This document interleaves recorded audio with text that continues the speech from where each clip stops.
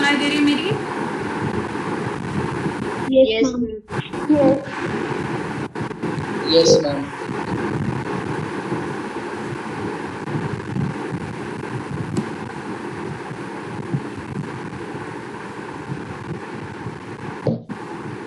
Right. So in the last class we were discussing about ionic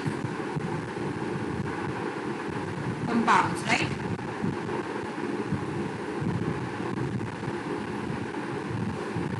See, ionic compounds में बहुत सारी चीजों की डिस्कशन कर ली थी. लैटिस एनर्जी क्या होती है, हाइड्रेशन एनर्जी क्या होती है, what is the condition for ionic compound to form and what is the condition for ionic compound to undergo solubility in the aqueous medium, है ना.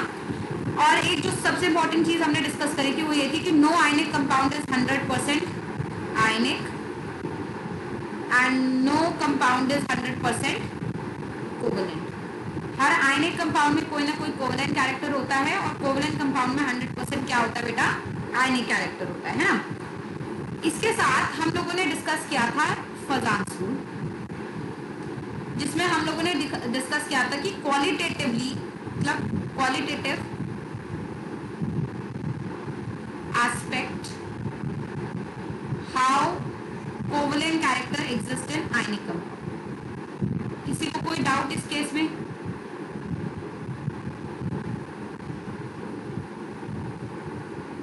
Ionic bond, right.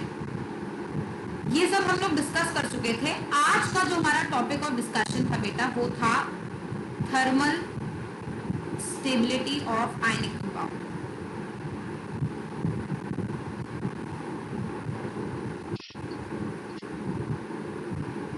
राइट. जिसके introductory part तो मैंने cover कर दिया था. मैंने आपको ये समझाया था कि अगर आप किसी भी आयनिक कंपाउंड की थर्मल स्टेबिलिटी चेक कर रहे हैं then there are a lot of factors जो कि उसमें रोल प्ले करते हैं.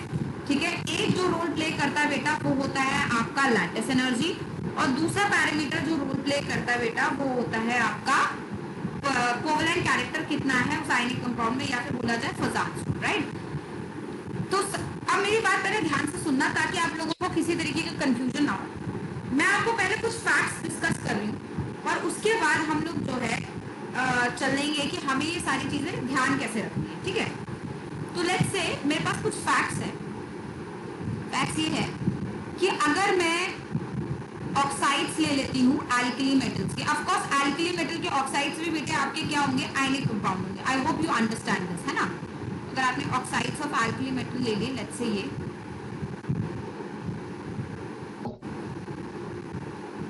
राइट.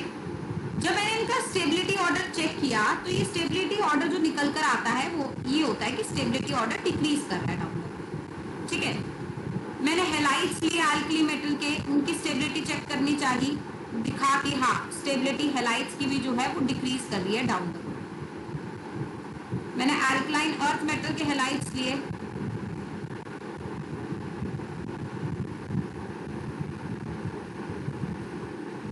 स्टेबिलिटी डिक्रीज कर रही है डाउन द ग्रुप. ठीक है. पर जैसे ही मैं कोई और एल्कली मेटल कंपाउंड्स पर आई, जैसे कि मैंने बात करी एल्कली मेटल कार्बोनेट्स की या नाइट्रेट्स की या किसी की भी, जैसे मैंने बात करी लिथियम नाइट्रेट, सोडियम नाइट्रेट,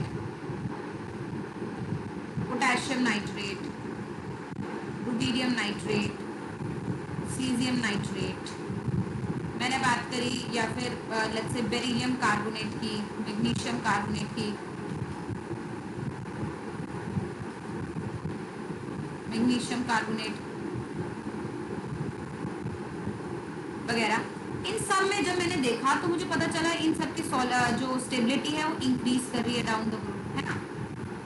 अब पहले आप मेरी बात समझे. यहाँ पे आपके सामने ये फैक्ट्स तो है बेटा, आज इस फैक्ट्स को तो जैसे आप लोग जानते हैं कोई बदल नहीं सकता, है ना.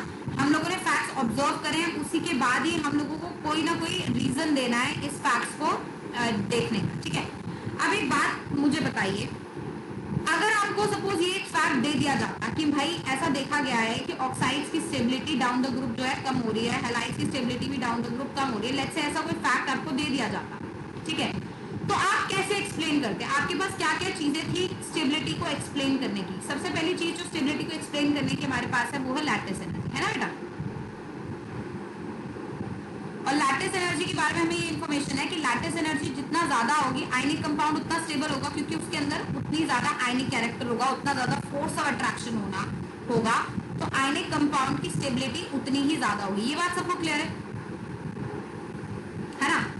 अब देख रहे हैं कि डाउन द ग्रुप अगर मैं जा रही हूँ, जैसे सपोज यहाँ मैं नीचे जा रही हूँ डाउन द ग्रुप, तो क्या आप देख पा रहे हैं कि एल्कली मेटल का साइज जो है वो बढ़ रहा है, और लैटिस एनर्जी जो है हमारी चार्ज बाय साइज पे डिपेंड करती है ना बेटा?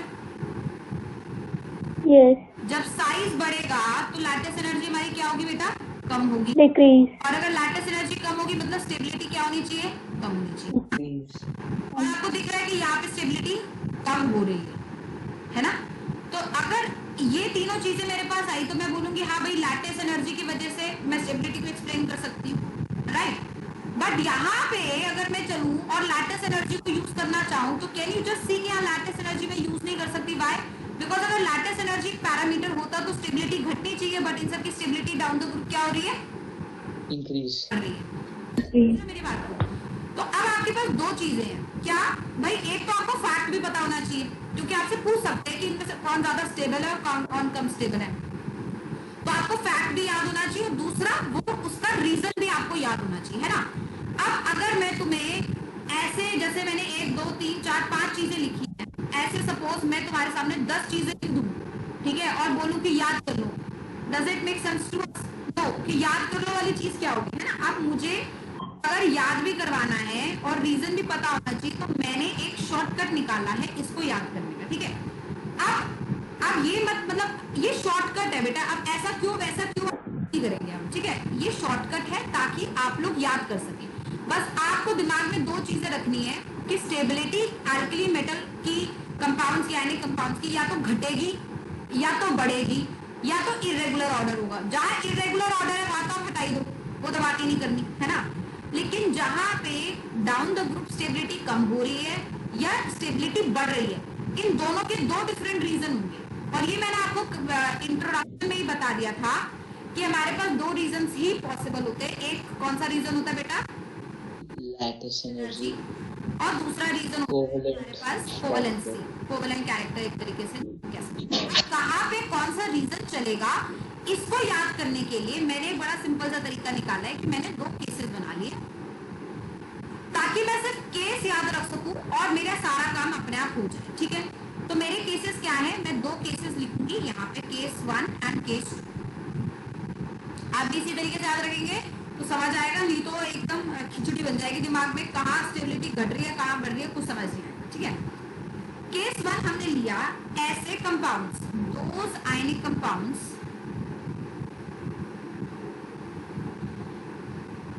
which on decomposition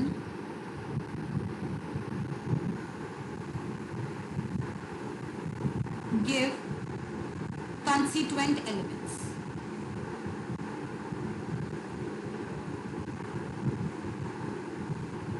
और केस 2 में मैंने बोली है those ionic compounds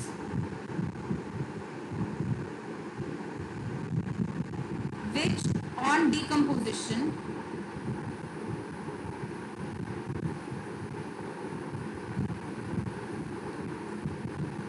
does not give constituent elements.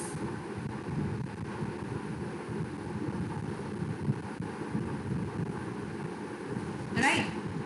ये दो केसेस आपको याद रखने हैं। अब केस 1 में कौन कौन फिट होगा? केस 1 में वो फिट होगा ऐसे कंपाउंड जिनको अगर मैं तोड़ूं, जिनको मैं हीट करूं, जिनको मैं डिकम्पोज करूं, तो वो अपने कंस्टिट्यूएंट एलिमेंट में टूट जाए। जैसे कि सपोज मेरे पास है एल्कली मेटल हैलाइड LiX, तो जब मैं हीट करूंगी तो क्या मिलेगा बेटा? लिथियम और हाइड्रोजन ही तो मिल सकता है, और क्या पॉसिबिलिटी है? अदर कोई पॉसिबिलिटी है? नहीं। अगर मैंने ऑक्साइड ले लिया लिथियम का, मैं हीट करूंगी मुझे क्या मिलेगा बेटा? लिथियम और ऑक्सीजन गैस, और कोई पॉसिबिलिटी है? नहीं।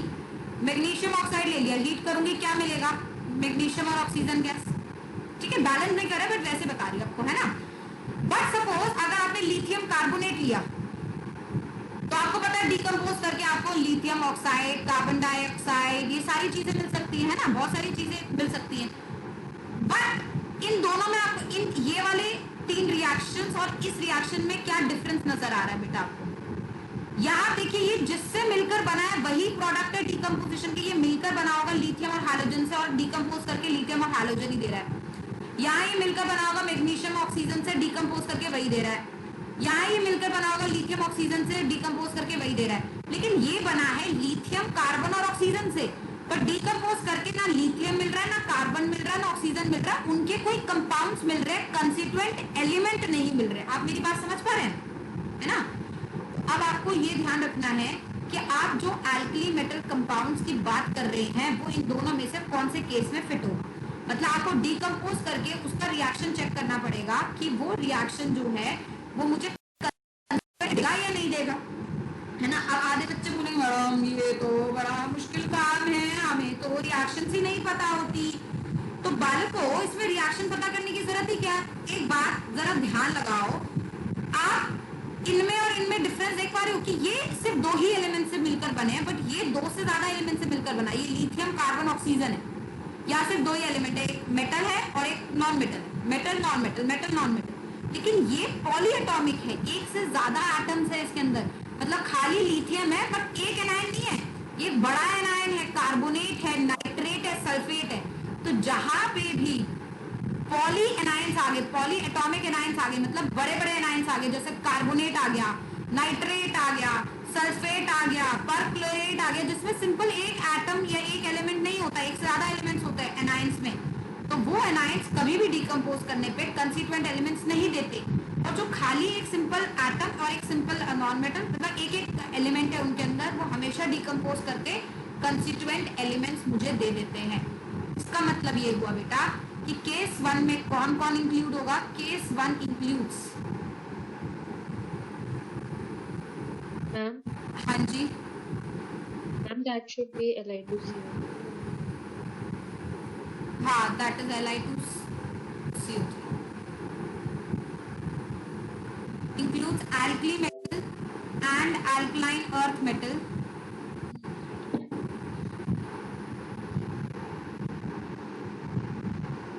oxides, halides। तो alkali metal के oxides, halides, nitrites generally case 1 में आ जाते हैं। और अगर केस 2 की बात करें, ये इंक्लूड करता है alkali metal and alkaline earth metal।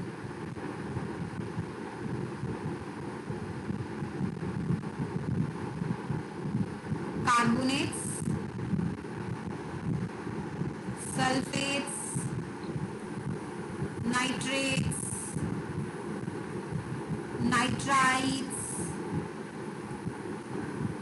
Perchlorate etcetera, जो भी ये सब हो सकते हैं, जितने भी और कॉम्प्लेक्स आप बना सकते हैं वो सब। ये बात सबको समझ है कि कौन केस 1 में आएगा और कौन केस 2 में आएगा? Is that clear to you people? Clear है सबको? Yes. ठीक है। अब अगर ये बात मुझे समझ आ गई, अब केस 1 में कौन सा पैरामीटर ऑफ स्टडी होगा? पैरामीटर ऑफ स्टडी जो यहाँ होगा वो होगा बेटा लैटिस एनर्जी। तो केस 1 में हमेशा लैटिस एनर्जी डोमिनेंट फैक्टर रहेगा, और केस 2 में कौन डोमिनेंट फैक्टर रहेगा? कोवेलेंसी। Covalent, correct. ठीक, तो बताओ कितना आसान हो गया काम। अब आपको हर के लिए डिफरेंट चीज याद करने की जरूरत नहीं है। अब आपको क्या करना है, बस 2 केसेस याद रखने हैं और केसेस के पैरामीटर्स और कौन कौन उन केसेस में इंक्लूड होता है, दैट्स इट। अगर इतना पता है तो आप पूरे केसेस के किसी भी एल्कली मेटल की स्टेबिलिटी की बात करनी चाहे या कुछ भी पूछा जाए आप बता सकते हैं। ठीक है, तो जहाँ पे जैसे सपोज मैं लिख रही हूँ lithium oxide, sodium oxide, potassium oxide, rubidium oxide, caesium oxide, मैंने लिखा lithium halide, sodium halide, potassium halide, rubidium halide, caesium halide. मैंने लिया मैग्नीशियम, सॉरी बेरिलियम हैलाइड ले लेते हैं पहले।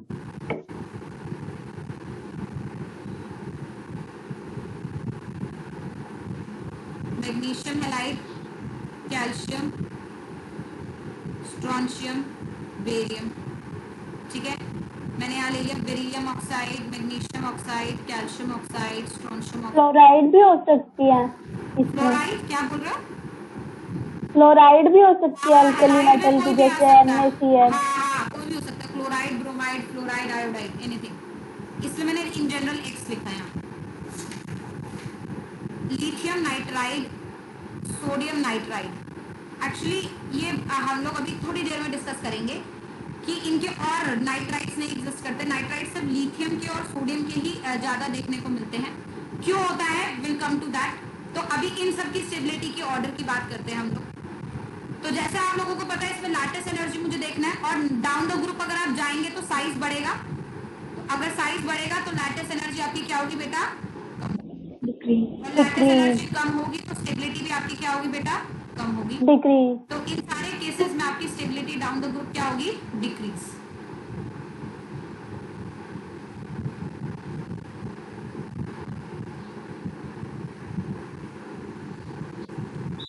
तो अगर आपसे इन जनरल कोई भी क्वेश्चन पूछ लिया जाए कि बताइए मैग्नीशियम ऑक्साइड ज्यादा स्टेबल है या स्ट्रोंशियम ऑक्साइड, आप आंसर कर सकते हैं। बताइए लिथियम नाइट्राइड ज्यादा स्टेबल है या सोडियम नाइट्राइड, और क्यों स्टेबल है, सबसे बड़ी बात। तो रीजन भी पता होगा कि अगर ये केस 1 का पार्ट है ना, तो इनकी स्टेबिलिटी का कारण सिर्फ एक ही है, वो क्या है, लैटिस एनर्जी। हो सकता है कि कोई और फैक्टर भी यही ऑर्डर दे रहा हो, लेकिन आंसर वो नहीं होगा। आंसर इनकी स्टेबिलिटी का सिर्फ रीजन एक ही है, और वो कौन है बेटा, लैटिस एनर्जी। इसके अलावा 4 ऑप्शन में से जो भी ऑप्शन है, चाहे वो यही ऑर्डर दे रहे हैं, does not matter to me. Reason order अगर पता है तो रीजन भी सही पता होना चाहिए कि रीजन इनकी स्टेबिलिटी का सिर्फ और सिर्फ क्या है, लैटिस एनर्जी। इस बात के लिए क्लियर है, बात क्लियर हो गई। यस। मैम हाँ जी। मैम बेरिलियम तो अल्कलाइन अर्थ मेटल नहीं है। तो अल्कलाइन अर्थ मेटल नहीं, तो ग्रुप 2 का एलिमेंट तो है। तो ऑक्साइड इसका एम्फोटेरिक होता है, बट ऑक्साइड बंद है ना। तो यहाँ पे हमने मतलब ये नहीं है अल्कलाइन अर्थ मेटल पक्के वाले, आप ग्रुप 1 ग्रुप 2 ले लीजिए अगर आपको ज्यादा कंफ्यूजन। स्टेबिलिटी में कोई फर्क नहीं पड़ता, बस उसको काउंट नहीं करते, बट रहता तो ग्रुप उसका पार्ट है ना, ग्रुप 2 का पार्ट है ना। तो अगर आपको ज्यादा कंफ्यूजन है तो आप ग्रुप 1 ले लीजिए, पर मैं ग्रुप 1 लिखूंगी तो आप हाइड्रोजन काउंट कर लेंगे, तो ये भी जरा ध्यान रखिएगा। तो आप फीलिंग्स को समझिए जरा, है ना। तो यहाँ पे alkaline earth metals does not mean only earth metals, group 2 के सारे एलिमेंट्स। अब वो बेसिक है या एम्फोटेरिक है, उससे मुझे कोई खास मतलब नहीं है, मेरी मतलब है मेरी स्टेबिलिटी से, राइट। अब यहाँ आते हैं हम केस 2 पे। केस 2 पे हमारे पैरामीटर्स कौन है बेटा, कोवेलेंसी। अब ये बात आप ध्यान रखिए, अगर कोवेलेंट कैरेक्टर बढ़ेगा तो स्टेबिलिटी घटेगी, ठीक है। अब कोवेलेंट कैरेक्टर कब बढ़ेगा, कोवेलेंट कैरेक्टर तब बढ़ेगा जब आपका केटाइन का साइज क्या होगा, छोटा होगा, या रूल के हिसाब से, है ना, smaller size cation according to Fajans rule will have more covalent character.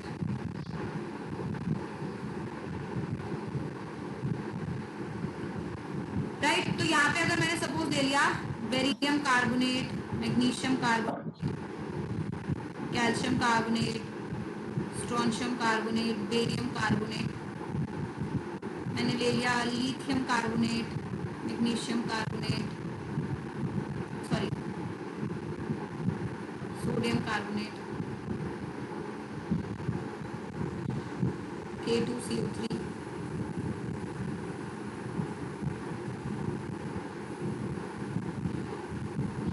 ठीक है। यहाँ पे हमने ले लिया lithium nitrate, sodium nitrate, potassium nitrate, so on, सारे एलिमेंट्स काउंटेड है। मैंने ले लिया लेट्स से अल्कली मेटल का नाइट्राइट ले लिया, या फिर लेट्स से परक्लोरेट ले लिया, बेरिलियम परक्लोरेट, मैग्नीशियम परक्लोरेट,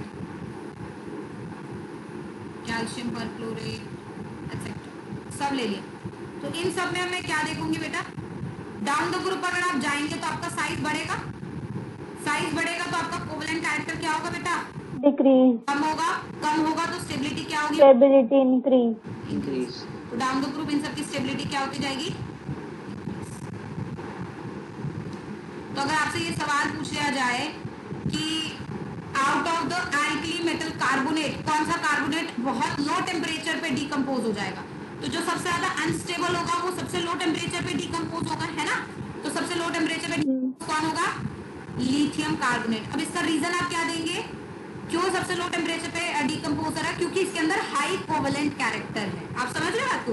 तो रीजन यहाँ पे हमेशा कोवेलेंट कैरेक्टर से रिलेट होगा, और लेफ्ट हैंड साइड में जो भी केसेस है उसमें रीजन हमेशा किससे रिलेट होगा, lattice. Is that clear? Ma'am हाँ जी, लिथियम का क्यों होएगा? क्योंकि वो सबसे अनस्टेबल है ना बेटा। तो डाउन द ग्रुप तो साइज इंक्रीज हो रहा है, तो स्टेबिलिटी जो है वो भी इंक्रीज हो रही है, तो हाँ। ऐसे तो फिर ये बेरिलियम कार्बोनेट वाला होना चाहिए। अरे अरे, मैं इन सब की बात करूँ, इन सब में से कंपेयर कर दूँ, एल्किल अच्छा कंपेयर कर ठीक है, है ना, तो इसलिए थे। ठीक है, ठीक है। हाँ हाँ, वो मैम दिवांश, हाँ जी। मैम ये कोवेलेंट कैरेक्टर स्टेबिलिटी के इनवर्सली प्रोपोर्शनल होता है। हाँ, क्योंकि ये सारे एल्किली कंपाउंड्स, सॉरी ये सारे आयनिक कंपाउंड्स है ना, और तुम्हें स्टेबिलिटी देखनी है आयनिक कंपाउंड्स की, तो आयनिक कंपाउंड के अगर कोवेलेंट कैरेक्टर आएगा तो वो अनस्टेबल हो जाएगा कंपैरेटिवली। ओके बात क्लियर हो गई? इस सब को हटा दूं? नोट कर लिया सबने? No ma'am. नोट कर लीजिए।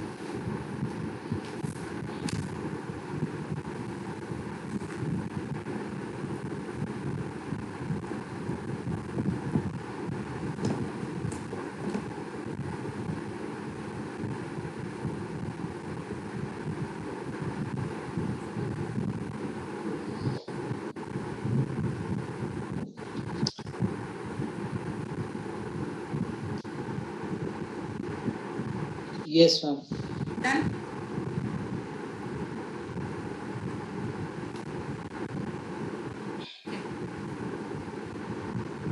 तो सपोज अगर मैं आपको ये क्वेश्चन देती, which of the following ionic compound has lowest decomposition temperature?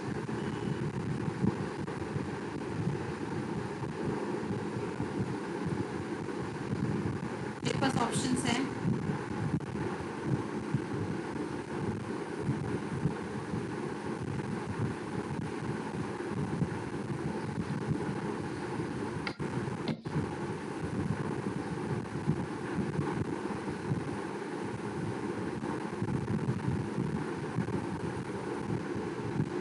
तो सबसे पहली चीज ये है कि आप ये पता करिए केस 1 है या केस 2 है। Case 2। These will be case 2 of course, क्योंकि बाइकार्बोनेट्स का डिकम्पोजिशन कभी लिथियम, हाइड्रोजन, कार्बन, ऑक्सीजन अलग अलग तो नहीं देगा, है ना, कार्बन डाइऑक्साइड, ये सारी चीजें आपको मिलेंगी, तो इसका मतलब ये केस 2 है। और केस 2 में आप कौन सा फैक्टर देखते हैं बेटा? Fajans, covalent character. हाँ, या फजांस, ठीक है। तो जिसमें साइज सबसे ज्यादा अगर होगा तो कोवेलेंट कैरेक्टर क्या होगा? कम होगा। अगर कोवेलेंट कैरेक्टर कम होगा तो स्टेबिलिटी तो इंक्रीज स्टेबिलिटी क्या होगी। होगी? ज्यादा होगी।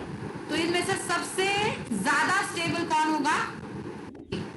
और सबसे कम स्टेबल लिथियम। कौन सा होगा? ये। तो जो सबसे कम लिथियम स्टेबल होगा उसका डिकम्पोजिशन टेम्परेचर हमेशा क्या रहेगा बेटा? सबसे कम। तो लोवेस्ट।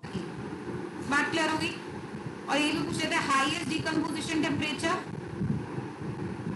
जिसकी सबसे ज्यादा स्टेबिलिटी होगी, रुबिडियम वाला। बी ऑफ रुबिडियम बाइकार्बोनेट, ठीक है। आपके पास किसी भी तरीके का कंपाउंड दे दिया जाए, बस आपको ये पहचानना है वो केस 1 का पार्ट है या केस 2 का पार्ट है, ठीक है। एक क्वेश्चन और देखते हैं। क्वेश्चन है predict the stability of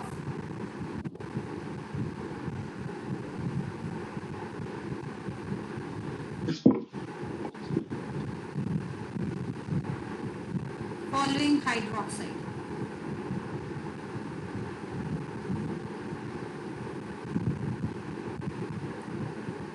hydroxide की स्टेबिलिटी बतानी है आपको। अब आपको चेक करना पड़ेगा ज्ञान, क्योंकि थर्मल स्टेबिलिटी का क्वेश्चन है कि ये केस 1 में फिट होंगे हाइड्रोक्साइड्स या केस 2 में फिट होंगे। तो क्या लगता है कहाँ फिट होंगे? केस 1। केस 2। केस 1 या केस 2? 2। Case 1. केस 1। केस 1। आपको क्या लगता है? Case 2. Case 2. Case 2? Ma'am case 1। Case 1। Saanvi को क्या केस लगता है? 2। Case 2. Case 2? Case 1. Case 1, case 2। देख केस 2। कभी भी हाइड्रोक्साइड्स टूटकर ऑक्सीजन और हाइड्रोजन अलग नहीं देंगे। कोई भी अगर आप हाइड्रोक्साइड ले रहे हैं, लेट्स से मैंने लिथियम हाइड्रोक्साइड ही क्यों नहीं लिया है, वो डिकम्पोज करके लिथियम ऑक्साइड देगा और हाइड्रोजन गैस रिलीज करेगा। बात समझ रहे हो? कोई भी हाइड्रोक्साइड अगर आप लोगे तो वो ऑक्साइड में टूटता है अपने। कभी भी आपने ऐसा रिएक्शन देखा किसी भी हाइड्रोक्साइड का, लिथियम हाइड्रोक्साइड टूट रहा है, लिथियम दे रहा है, ऑक्सीजन गैस दे रहा है, हाइड्रोजन गैस दे रहा है, ऐसा रिएक्शन देखा है? नो। नहीं, है ना? तो रिएक्शन चाहे पता हो ना पता हो उससे कोई फर्क नहीं पड़ रहा मुझे बस इतना पता होना चाहिए कि क्या ऐसा आपने इतने सारे रिएक्शन देखे अपने लोअर क्लासेस में, बस आप ये सोच पा रहे हो कि टूट कर ये कंस्टिट्यूएंट एलिमेंट देगा नहीं देगा, है ना? और मैंने सिंपल सा रूल आपको ये बताया है, अगर आपका एनाइन एक एलिमेंट वाला है तो वो केस 1 है, मतलब खाली हैलोजन, खाली ऑक्साइड, खाली नाइट्राइड, मतलब खाली N, खाली O, लेकिन ये OH है ना, ये this is not only one element, they are 2 elements. तो जब भी एनाइन में दो या दो से ज्यादा एलिमेंट्स आएंगे तो वो कभी भी आपको कंस्टिट्यूएंट एलिमेंट नहीं देगा ब्रेक करके। बात क्लियर हो रही है? तो अगर मैं इन सब की बात करूंगी तो ये सब केस 2 का पार्ट होगी, और केस 2 में अगेन साइज बढ़ता जाएगा तो मेरी स्टेबिलिटी बढ़ती जाएगी, राइट? बढ़ती जाएगी। Yes ma'am. Yes ma'am. तो बस ये पहचानना इंपॉर्टेंट है, केस 1 है या केस 2 है, राइट? अब मैं सिर्फ लिथियम हाइड्रोक्साइड ले लूं, मैग्नीशियम हाइड्रोक्साइड वो ले लूं, सोडियम हाइड्रोक्साइड ले लूं,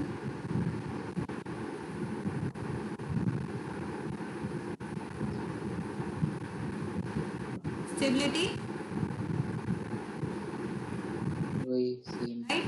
तो hydroxide also belongs to case 2, right? Similarly अगर मैं कोई और ले लेती, लेट्स से मैं ले लेती लिथियम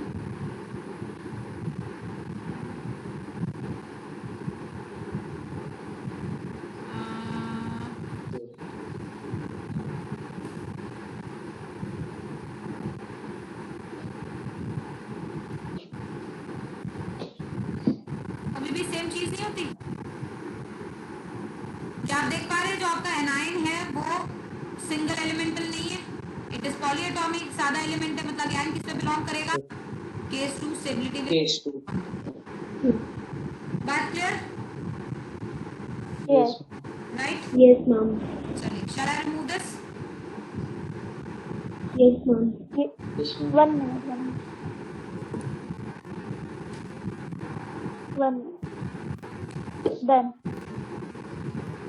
चलिए, तो हमने एल्कली मेटल्स के वो देख लिए कि एल्कली मेटल्स की thermal stability, alkaline earth metal के जो कंपाउंड्स हैं उनकी थर्मल स्टेबिलिटी क्यों देख रहे हैं, कैसे देख रहे हैं? अच्छा, आप लोग मुझे ये बताइए कि मैं एल्कली मेटल या अल्कलाइन अर्थ मेटल ही क्यों ले रही हूँ? व्हाई ओनली ग्रुप 1 और group 2 I am considering, why not other groups? बताइए। क्योंकि वो आयनिक कंपाउंड वही बनाते हैं। Right, ionic compound majorly group 1 और ग्रुप 2 एलिमेंट्स ही बनाएंगे, है ना? क्यों? उन्हीं का साइज सबसे बड़ा होता है, बाकी सब में जैसे जैसे साइज छोटा होता जाएगा कोवेलेंट कैरेक्टर ऑब्वियसली क्या करता जाएगा? डोमिनेट। डिक्रीज। तो हम इसलिए ग्रुप 1 ग्रुप 2 ले रहे हैं क्योंकि मेजर आयनिक कंपाउंड्स यही लोग बनाते हैं, ठीक है? अब जरा आप आते हैं सॉल्युबिलिटी ट्रेंड पे, solubility of ionic compounds.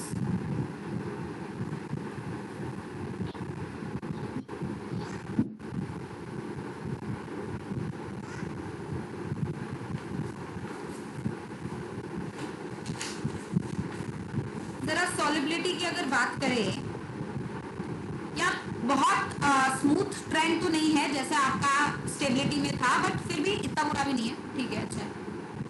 Solubility की अगर बात करें बेटा, 2 फैक्टर्स डोमिनेट करेंगे, एक फैक्टर लैटिस एनर्जी और एक हाइड्रेशन एनर्जी, और एक फैक्टर होगा हाइड्रेशन एनर्जी। अगर आप लोगों को लास्ट क्लास याद हो तो जो हमने एक बॉर्न हेबर साइकिल बनाई थी सॉल्युबिलिटी की, उसमें हम लोगों ने डिस्कस किया था हमारी इन्वेस्टमेंट क्या थी? लैटिस एनर्जी, है ना? और हमारा प्रॉफिट क्या था? हाइड्रेशन। तो हमारा काम क्या होना चाहिए? Investment has to be less than hydration profit, है ना? प्रॉफिट। मतलब lattice energy has to be less than hydration energy. इसका मतलब बताइए, अगर मैं लैटिस एनर्जी को पैरामीटर लूंगी, let's say if I take lattice energy as the parameter and lattice energy बढ़े तो क्या होगा सॉल्युबिलिटी पे? लैटिस एनर्जी लेस सॉल्युबल होता है, है ना? सॉल्युबिलिटी क्या होती जाएगी? कम होती जाएगी। वहीं पर हाइड्रेशन एनर्जी को फैक्टर लेंगे तो क्या होगा? solubility increase. राइट, क्योंकि वो हमारा प्रॉफिट है। तो hydration energy increases, solubility increases. तो लैटिस एनर्जी इनवर्स रिलेशन देगा सॉल्युबिलिटी के साथ, और हाइड्रेशन एनर्जी जो है डायरेक्ट रिलेशन देगा सॉल्युबिलिटी के साथ। बात क्लियर हुई? मैम जब हम आयनिक कंपाउंड को डिसॉल्व करेंगे तो कटायन की अलग हाइड्रेशन एनर्जी होंगी एंड अनायन की डिफरेंट, अब तो ये नेट एच ही है। बेटा एक मिनट, इन सारे जो अभी केसेस आपने पढ़े उनमें आपने एक चीज कॉमन नहीं रखी थी, anion. We kept anion common. Okay ठीक है। हाँ, तो केटाइन की होगी ना खाली, क्योंकि अगर कॉमन कोई भी फैक्टर नहीं होगा तो मैं नेट कैसे निकाल सकती हूँ? नेट तो मेरे पास कुछ भी नहीं होता है ना, तो एक चीज रहेगी इसमें, तो ये सिर्फ केटाइन की होगी, है ना। चलिए अब इसमें भी ऐसे ही काम करते हैं, केस 1 और केस 2 बनाते हैं, ठीक है। लेकिन इसमें केस 1 केस 2 थोड़े डिफरेंट तरीके से बनेंगे। केस 1 वो होगा जिसमें रेडियस ऑफ केटाइन जो होगा वो काफी छोटा होगा compare to radius of anion से, और केस 2 होगा जिसमें हमारे पास रेडियस ऑफ केटाइन कंपैरेबल होगा रेडियस ऑफ एनाइन से, राइट। अब आप कितनों के दिमाग में क्वेश्चन आ रहा है कि मैम केटाइन तो हमेशा छोटा होता है एनाइन से? आ रहा है किसी के दिमाग में क्वेश्चन? Yes. फिर गलत चल रहे हैं, क्यों? क्योंकि मैंने क्या बोला था कि केटाइन सिर्फ छोटा होता है एनाइन से जब आप किसी कॉमन स्पीशीज को ले, या तो आइसोइलेक्ट्रॉनिक को ले या सेम एलिमेंट को ले। इन जनरल बोल सकती हूँ मैं इस चीज, है ना भाई। कैल्शियम फ्लोराइड मैंने एग्जांपल भी दिया था क्लास में कि कैल्शियम का साइज जो होता है वो बड़ा होता है फ्लोराइड से। Do you remember Radhika? Yes. है ना। तो हमेशा कोई चीज ट्रू होती है केमिस्ट्री में? नो, केमिस्ट्री सीधी लाइन में चलने वाली चीज ही नहीं है, केमिस्ट्री हमेशा टेढ़ी चलती है। तो कोई भी चीज यहाँ पे हमेशा एब्सोल्यूट करेक्ट नहीं होती, हमेशा कंपैरेटिव फैक्टर में देखा जाता है ना। तो ऐसा पॉसिबल है कि केटाइन कंपैरिजन में हो एनाइन से, और ऐसा भी पॉसिबल है कि केटाइन का साइज छोटा हो एनाइन से, और ऐसा भी पॉसिबल है कि केटाइन का साइज बड़ा हो एनाइन से। ये वाली चीज जो हमारे दिमाग में आती है केटाइन हमेशा छोटा होगा एनाइन से, सिर्फ 2 ही बंदों के लिए पॉसिबल है, जब तो आप सेम एलिमेंट की बात कर रहे हो या आइसोइलेक्ट्रॉनिक, अदरवाइज पॉसिबल नहीं, राइट। ओके। चलिए अब आते हैं यहाँ पे हम केस 1 पे। जब केस 1 हम लोग देखते हैं तो we take hydration energy as the parameter.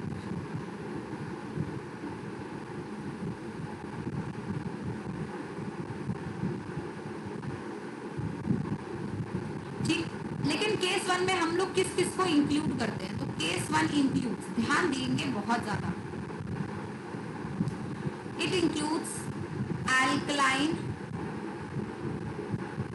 अब वही एल्कलाइन वाली बात, वही ग्रुप 2 वाली बात है, मतलब भावनाओं को समझना। एल्कलाइन अर्थ मेटल्स,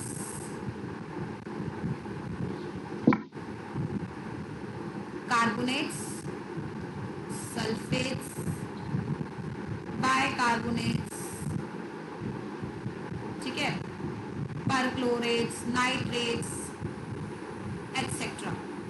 क्योंकि आप इस केस में देख पा रहे हैं मैं एनाइन कितना बड़ा ले रही हूँ, देख रहे हैं एनाइन आप कितना बड़ा एनाइन आपने लिया है, मतलब पॉलीएटॉमिक ले रहे हो, एक छोटा एटम नहीं है कार्बन या खाली ऑक्सीजन नहीं है, बड़ा पॉलीएटॉमिक है ना। इनफैक्ट इसमें आप आयोडीन को भी इंक्लूड कर सकते हो, क्योंकि आयोडीन हाइड्रोजन फैमिली में सबसे बड़ा होता है, ठीक है। तो you can include iodide also. तो ये हमारे पास जो होते हैं एल्कलाइन अर्थ मेटल्स के, और एल्कली मेटल्स के कौन होते हैं बेटा? बहुत ध्यान देंगे। एल्कली मेटल्स के nitrates, sulphates, perchlorates, iodides, nitrides etcetera. But careful रहना है कि मैंने एल्कली मेटल के कार्बोनेट बाइकार्बोनेट यहाँ इंक्लूड नहीं करें। I will tell why.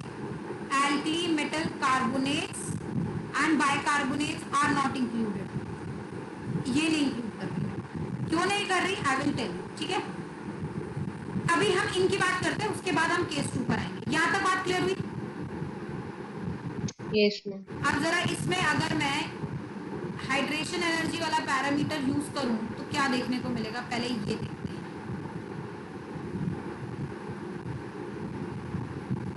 अगर मैंने ले लिया बेरिलियम कार्बोनेट, मैग्नीशियम कार्बोनेट,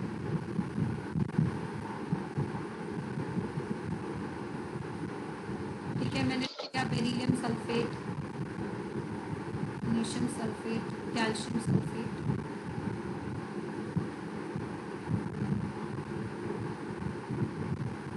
ठीक है। मैंने ले लिया बेरिलियम आयोडाइड या फिर अल्कली मेटल ले लेते हैं, alkali metal sulphate, lithium sulphate, sodium sulphate, potassium sulphate, rubidium sulphate, caesium sulphate, lithium nitrate, sodium nitrate, potassium nitrate etcetera, ठीक है।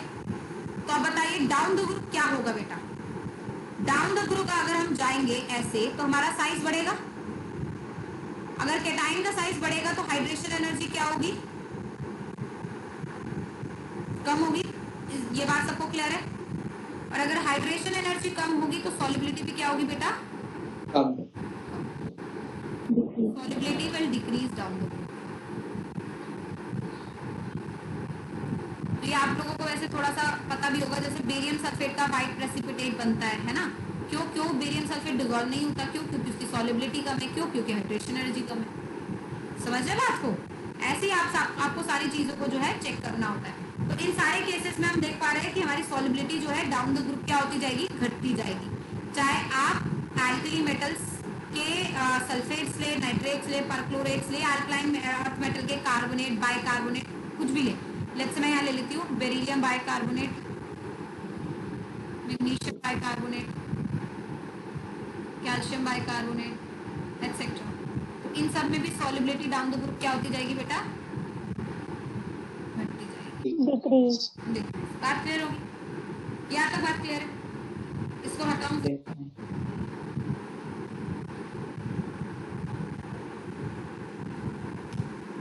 शैल I remove? Yes, ma'am.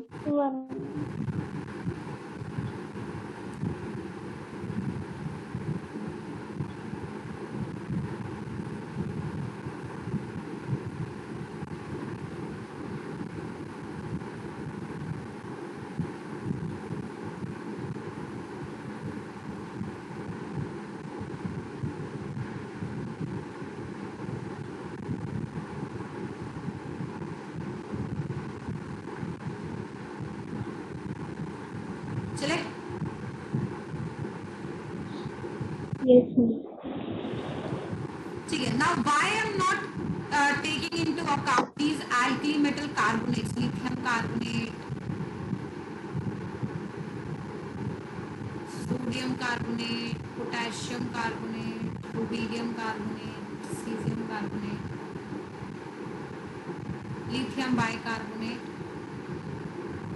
sodium bicarbonate, potassium bicarbonate, rubidium bicarbonate and cesium bicarbonate। हालांकि इसमें ये case तो बिल्कुल true है कि radius of cation काफी छोटा होगा compare to radius of anion से। ये केस तो है, ये केस 1 का ही पार्ट होने चाहिए टेक्निकली, बट ये केस 1 का पार्ट इसलिए नहीं है क्योंकि फैक्चुअली ऐसा देखा जाता है कि अगर मैं इनकी सॉलिबिलिटी चेक करती हूँ तो इन सबकी सॉलिबिलिटी डाउन द ग्रुप बढ़ती है। There solubility down the group increases. और यहाँ से जनरली क्वेश्चन पूछा भी जाता है, काफी इंपॉर्टेंट। तो एक तरीके से आप मान लीजिए या तो आप इसको as a exception to case number 1 ले लीजिए, या फिर आप इसको कुछ अदर केस मान लीजिए, केस 3, जैसा आप लोग इजीली याद रख सके वो चीज आप अपने हिसाब से देखिए, ठीक है।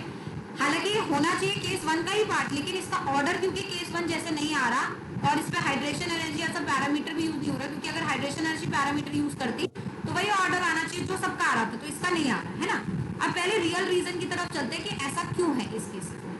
तो बाइकार्बोनेट्स की बात करती हूँ बेटा। बाइकार्बोनेट्स जो होते हैं वो हमारे इस तरीके से होते हैं ना, HCl3- का स्ट्रक्चर ये होता है। डोंट वरी अगर आपको स्ट्रक्चर नहीं पता है तो इट्स ओके, पता चल जाएगा इसी चैप्टर में, है ना।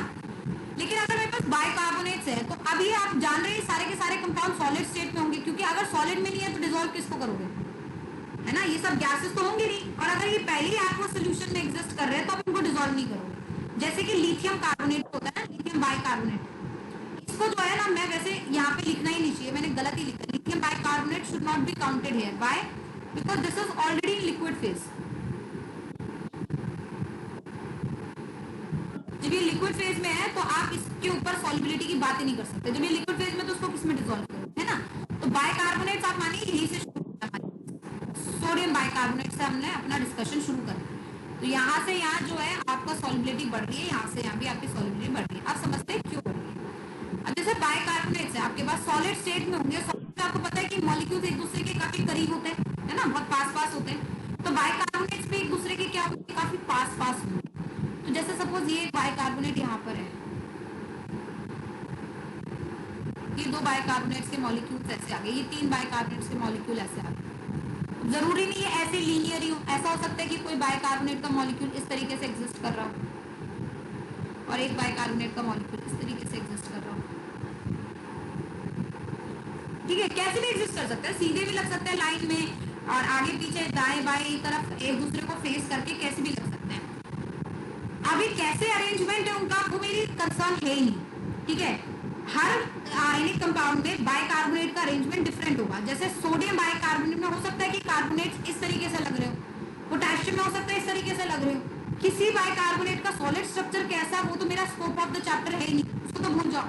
बस आपको ये पता है कि पॉसिबिलिटीज है बाइकार्बोनेट के अरेंजमेंट की, ये भी एक पॉसिबिलिटी है, ये भी एक पॉसिबिलिटी है। अब जरा देखिए जरा इसमें, अब कोई भी एक पॉसिबिलिटी इसमें से चूज करिए। अब इस OH बॉन्ड को ध्यान से देखिए बेटा, इस OH बॉन्ड में इलेक्ट्रोनेगेटिविटी का डिफरेंस नहीं है ना। यहाँ पे भी देखिए, यहाँ भी देखिए, डेल पॉजिटिव डेल नेगेटिव, यहाँ भी देखिए, हर OH बॉन्ड में इलेक्ट्रोनेगेटिविटी का डिफरेंस आएगा। और इस इलेक्ट्रोनेगेटिविटी के डिफरेंस के चलते बेटा ये जो हाइड्रोजन है इस पे क्या आएगा, थोड़ा सा पॉजिटिव चार्ज। और अगर ये हाइड्रोजन पे थोड़ा सा पॉजिटिव चार्ज आएगा तो ये ऑक्सीजन इस पॉजिटिव चार्ज हाइड्रोजन को अपनी तरफ क्या करेगा बेटा, अट्रैक्ट। तो यहाँ पे ये अट्रैक्शन, ये माइल्ड अट्रैक्शन एग्जिस्ट कर रही है, जैसे यहाँ पर एग्जिस्ट कर रही है।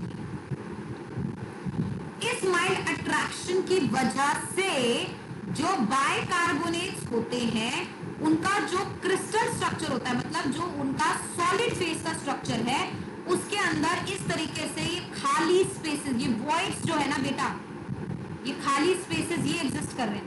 अब यहाँ पे भी खाली स्पेसेस एग्जिस्ट कर सकते हैं, कैसे, जैसे सपोज नीचे भी कोई बन गया, ऊपर भी कोई बन गया, तो ये सारे के वॉइड खाली स्पेसेस जो है हर बाइकार्बोनेट के स्ट्रक्चर में एग्जिस्ट कर रहे हैं। ठीक है, अब अगर ये वॉइड्स एग्जिस्ट कर रहे हैं तो इन वॉइड से हमें क्या लेना देना, हमें ये लेना देना है बेटा कि ये जो केटायन होते हैं ना हमारे पास, दीज केटायंस, और ये आपका केस भी आप देख रहे हो जिसमें आप कह रहे हो कि केटायन काफी छोटा है एनायन से। तो अगर केटायन छोटा है तो बेचारा केटायन हमारा इस वॉइड में घुसना चाहेगा। यहाँ पे ये केटायंस रहते हैं इन वॉइड्स में, जो खाली जगह होती है वहाँ केटायंस रहते हैं इनके सॉलिड स्टेट के। हाँ जी, कोई कुछ कहना चाहता है? राइट, तो वॉइड्स रहते हैं में केटायंस रहते हैं। अब केटायन से क्या होगा जरा ध्यान दीजिएगा, अगर केटायन का साइज बढ़ेगा तो वो वॉइड के अंदर ज्यादा जगह वो रहेंगे, ज्यादा जगह ऑक्यूपाई करेंगे। और अगर ये वॉइड के अंदर फिक्स हो गए तो चलो कहानी सही है, बट अगर इनको ज्यादा जगह चाहिए और वॉइड का साइज छोटा हो तो ये अपने आप को तो घुसाएंगे अंदर, और इस चक्कर में ये बाइकार्बोनेट मॉलिक्यूल्स एक दूसरे से क्या होते जाएंगे, दूर होते जाएंगे। मतलब ये समझो कि आप दो लोग यहाँ बैठे हो और एक मोटा आदमी बीच में घुसना चाह रहा है तुम्हारे, तो अगर मोटा आदमी बीच में घुसना चाहेगा तो तुम्हें खिसकना पड़ेगा ना इधर उधर। तो अगर आयनिक केटायन का साइज छोटा है वो तो इसके अंदर आराम से एग्जिस्ट कर जाएगा, लेकिन जैसे जैसे केटायन का साइज बढ़ता जाएगा वो बाइकार्बोनेट्स के वॉइड के साइज से बड़ा हो जाएगा और केटायन वो एनायंस को क्या करेगा, धक्का मारेगा। और इस धक्के की वजह से ये जो बॉन्ड है ना, जो वीक इंटरेक्शन है इनके बीच में, ये बेसिकली क्या हो जाएगी बेटा, ब्रेक हो जाएगी। और जैसे ही ब्रेक हुई, सोचो अगर ये ब्रेक हुई तो ये आयनिक का जो नेगेटिव चार्ज है जो H+ की वजह से नलीफाई हो गया था, अब वो बाइकार्बोनेट अपना अलग अलोन एग्जिस्ट कर रहा है, तो आराम से सॉल्युबिलिटी जो है वो इनकी बढ़ जाएगी। क्योंकि देखिए आप ध्यान दीजिए इस बात की, सॉल्युबिलिटी कराने के लिए आपको आयनिक कंपाउंड को तोड़ना ही तो पड़ रहा है, तभी तो सॉल्युबलाइज करा पाओगे उसे, है ना। तोड़ने के लिए आप लैटिस एनर्जी तो दे रहे हो। तो मैं बात नहीं करी एनर्जी में कितनी दे रही, पर मैं कह रही हूँ कि जब तक तोड़ोगे नहीं आयनिक कंपाउंड को तब तक आप उसे सॉल्युबलाइज नहीं करा सकते।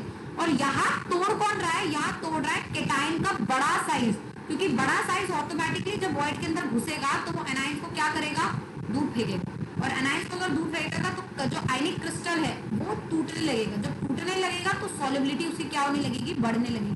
तो यही नोटिस हो रहा है, देखिए जैसे आप केटाइन का साइज बढ़ता जा रहा है, इनकी सॉलिबिलिटी आप देख पा रहे हैं कि बढ़ती जा रही है ना। तो ऐसा इसलिए होता है क्योंकि बाइकार्बोनेट्स का क्रिस्टल स्ट्रक्चर जो होता है उसके अंदर सेवरल वॉइड्स एग्जिस्ट कर रहे होते हैं, और अगर बड़ा केटाइन उस वॉइड में घुसेगा that will basically force the bicarbonates ion to move away from each other, and because of that the solubility will increase. ये बात कितनों को समझ आ गई है या चाहते हैं कि मैं दोबारा रिपीट करूं? Ma'am, can you please repeat from del plus and del minus when that plus charge nullifies the negative charge? Void समझ आ गया बट अट्रैक्शन नहीं आया। ये वाला अट्रैक्शन की बात हो रही है, यही वाला attraction. Yes, ma'am. After this. अच्छा एक बात After बताओ, अगर वैसे मैं अब केमिकल टर्म यूज करती हूँ, केमिकल टर्म में जब चैप्टर शुरू किया था बेटा एक टर्म लिखा था hydrogen bond. Do you remember? हमने कहा था हम ये सारे बॉन्ड्स प्रैक्टिस करेंगे, आयनिक, कोवलेंट, कोऑर्डिनेट, हाइड्रोजन। ये हाइड्रोजन बॉन्ड है जिसको डिटेल में तो मैं अगली क्लास मतलब डिटेल में इस चैप्टर के एंड में हम लोग डिस्कस करेंगे। कभी मैंने वर्ड यूज नहीं करा हाइड्रोजन बॉन्ड, बट मैं लेमैन लैंग्वेज में आपको समझा रही हूँ, एकदम जैसे आम भाषा में। अब तुम्हें पता ही नहीं है कि हाइड्रोजन बॉन्ड क्या होता है ना, तो आम भाषा में बस इतना समझो, क्योंकि ये OH बॉन्ड में इलेक्ट्रोनेगेटिविटी का डिफरेंस आ रहा है। H का इलेक्ट्रोनेगेटिविटी 2.1 पॉलिंग स्केल पे, और ऑक्सीजन का इलेक्ट्रोनेगेटिविटी 3.5 है ना। तो ऑक्सीजन पर आया डेल नेगेटिव चार्ज, हाइड्रोजन पर आया डेल पॉजिटिव चार्ज। ये बात क्लियर है सबका या नहीं है? Yes, ma'am. जिसकी तरफ इलेक्ट्रोनेगेटिविटी ज्यादा होती है, शेयर्ड पेयर ऑफ इलेक्ट्रॉन उसकी तरफ खिसक जाते हैं, है ना। तो ये चार्जेस आ गए। अब हाइड्रोजन पे डेल पॉजिटिव चार्ज का मतलब समझते हैं आप, कि हाइड्रोजन थोड़ा थोड़ा ऐसे फील कर रहा है कि मैं कंगाल हो रहा हूँ, मेरे पास इलेक्ट्रॉन नहीं है, समझ रहे, फील कर रहा है। हालांकि इससे इलेक्ट्रॉन खत्म नहीं हुआ, इसे इलेक्ट्रॉन ले नहीं लिया किसी ने।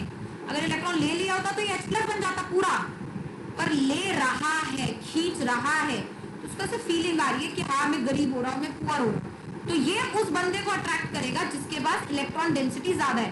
तो जब नेगेटिव चार्ज है मतलब यहाँ पे खूब सारे इलेक्ट्रॉन है ना, तो ये नेगेटिव चार्ज और ये थोड़ा सा पॉजिटिव चार्ज के बीच में अट्रैक्शन एग्जिस्ट करेगी, एसोसिएशन एग्जिस्ट करेगी, एक बॉन्ड एग्जिस्ट करेगा। हालांकि ये बॉन्ड काफी वीक होगा, क्योंकि ये कोवलेंट या आयनिक बॉन्ड नहीं है, काफी वीक बॉन्ड होगा।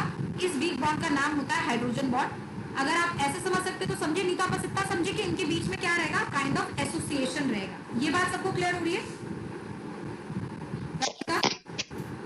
Yes. यस ठीक है देवांश, Yes, ma'am. ठीक है। अब इस बॉन्डिंग की वजह से क्या हुआ है, इस बॉन्डिंग की वजह से क्रिस्टल स्ट्रक्चर में एसोसिएशन आ गई।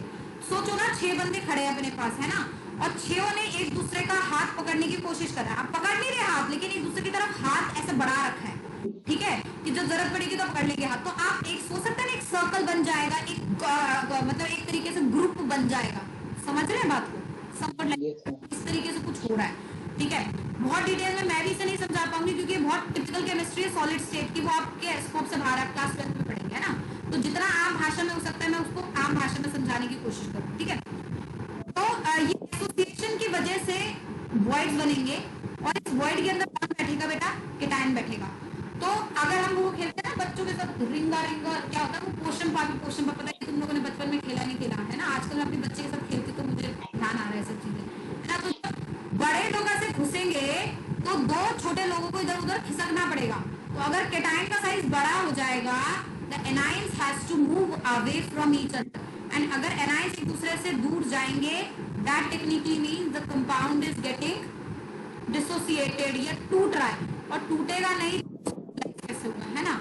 तो यहाँ पे टूट रहा है, इसलिए इसकी सॉलिबिलिटी क्या हो रही है, बढ़ रही है। हो गई बात क्लियर? कुछ समझ आ गया? Yes, ma'am. 95% भी अगर तुम्हें समझ आ रहा है, 90% भी आ रहा है, मोर देन इनफ है, क्योंकि उससे ज्यादा समझने की जरूरत भी नहीं है इस टाइम पे। अभी आप बच्चे हैं छोटे, ठीक है। यस चलिए, यहाँ पे सॉलिबिलिटी डाउन द ग्रुप क्यों बढ़ती है? सॉलिबिलिटी डाउन द ग्रुप बढ़ती है because of the presence of voids in the crystal structure. हालांकि nobody will going to ask you कि सॉलिबिलिटी बढ़ने का रीजन क्या है। Everybody will going to ask the fact, but fact के साथ रीजन अगर पूछा जाए तो पता होना चाहिए। तो सॉलिबिलिटी इसलिए बढ़ती है क्योंकि वहां पे वॉइड्स का साइज बढ़ जाता है, केटायन का साइज बढ़ जाता है। वॉइड जो है बढ़ने की वजह से एनायंस दूर होते हैं, टूटता है, सॉलिबिलिटी। ये तो बात होगी बेटा बाइकार्बोनेट्स की। तो बाइकार्बोनेट्स तो समझ आ रहे हैं, है ना?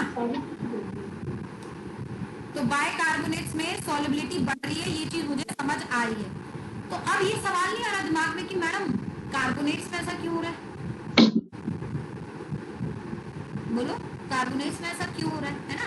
ये सवाल आ सकता है, क्योंकि कार्बोनेट में तो H है नहीं, यहाँ पे कार्बोनेट तो ये होता है। यस है ना? तो कार्बोनेट में ऐसा क्यों हो रहा है? बिल्कुल सही सवाल है, बिल्कुल क्वेश्चन है, क्योंकि कार्बोनेट में H नहीं है, लेकिन कार्बोनेट में डिफरेंट तरीके की एसोसिएशन होती है, क्रिस्टल स्ट्रक्चर बनता है। कैसे, जरा बताती हूँ।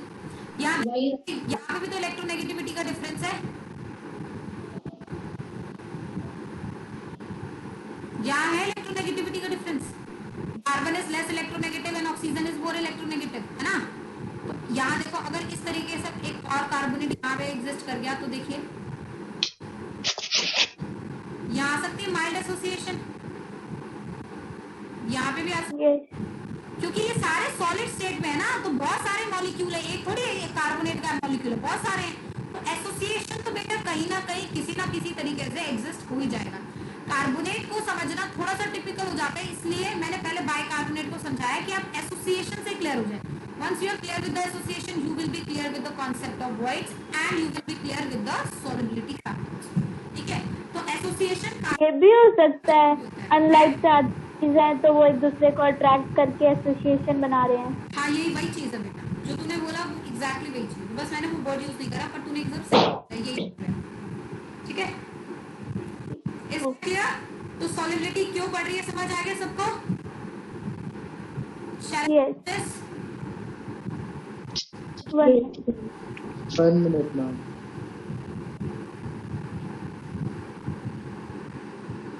मैम NaHCO3 सॉलिड है। NaCO3 सॉलिड होता है पर डिसॉल्व हो जाता है। इसमें ये लिथियम हाइड्रोजन कार्बोनेट ये नहीं इंक्लूड होएगा?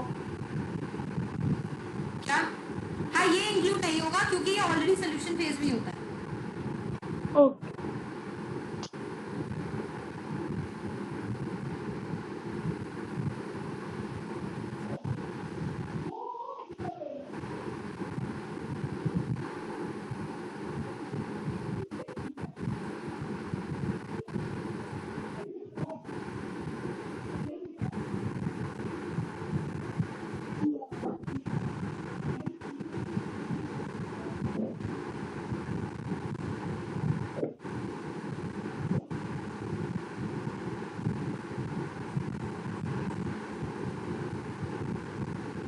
हटा दो।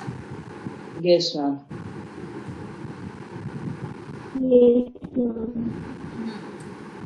तो अब आपको केस 1 समझ आ गया सबको कि केस 1 में किस तरीके से जो है कैटायंस और एनायंस को देखकर अपनी सॉलिबिलिटी को पहचान सकते हैं। बस केस 1 में ये चीज ध्यान रखेंगे कि एल्कली मेटल के कार्बोनेट्स और बाइकार्बोनेट्स इंक्लूड नहीं होंगे, बट एल्कलाइन अर्थ मेटल के होंगे। तो अब किसी के दिमाग में ये सवाल नहीं आ रहा कि मैडम अगर कार्बोनेट्स है तो वो एल्कलाइन अर्थ मेटल क्यों, चाहे किसी के हो, एसोसिएशन तो उसमें भी होगी, तो आप यहाँ इनमें क्यों ये रूल लगा रहे हैं?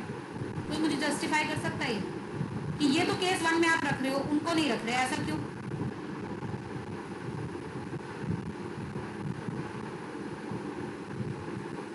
कोई कर सकता है जस्टिफाई? क्वेश्चन रिपीट करना है एक बार। एल्कलाइन अर्थ मेटल्स को तो मैं उसमें रख रही हूँ, मतलब अपने केस 1 में रख रही हूँ, बट एल्कली अर्थ मेटल्स को नहीं रख रही, क्योंकि एल्कली अर्थ मेटल के कार्बोनेट्स में मैंने कहा एसोसिएशन होता है। अब भाई कार्बोनेट तो कार्बोनेट है ना, एसोसिएशन चाहे एल्कली मेटल के कार्बोनेट्स उसमें हो चाहे एल्कलाइन अर्थ मेटल के, एसोसिएशन तो है ही। तो why alkaline earth metals belongs to case 1 and alkali metal carbonates does not? मतलब इनकी सॉलिबिलिटी डाउन द ग्रुप जो है वो घट रही है और इनकी सॉलिबिलिटी डाउन द ग्रुप बढ़ रही है, ऐसा क्यों? बस ये रीजन देखो, कोई दे सकता है? Ma'am, size of alkaline earth metals is very less good, than that of बिल्कुल सही, alkali metals. बिल्कुल सही, 100% करेक्ट, वेरी गुड, बिल्कुल सही बात बोली है कि अगर आप लिथियम बाइकार्बोनेट, सोडियम बाइकार्बोनेट की सॉलिबिलिटी की बात कर रहे हैं तो इसमें तो आपने वॉइड वाला फैक्टर देख के इनकी सॉलिबिलिटी को बढ़ा दिया, तो यहाँ पे भी वॉइड्स का फैक्टर देके इनकी भी सॉल्युबिलिटी बढ़ाते, पर यहाँ नहीं होगा। क्यों? क्योंकि size of alkaline earth metals हमेशा कम रहेगा किससे? साइज ऑफ एल्कली मेटल से, है ना। बिकॉज लेफ्ट से राइट पीरियोडिक टेबल में साइज क्या होता है? कम होता है। तो एल्कली मेटल्स का साइज क्योंकि बड़ा होता है, इस वजह से जब वो वॉइड में बैठ रहे हैं तो दिक्कत हो रही है। लेकिन एल्कलाइन अर्थ मेटल तो हमेशा छोटे ही है ना, तो वो छोटे होकर भी कितने भी बड़े हो जाएंगे, बट वो वॉइड के साइज को बड़ा नहीं करेंगे। बात समझ आई सबको? इसलिए ये हम केस 1 में रखते हैं और इनको केस 1 में नहीं रखते। बात समझ आई सबको? एक बार दोबारा बता दो।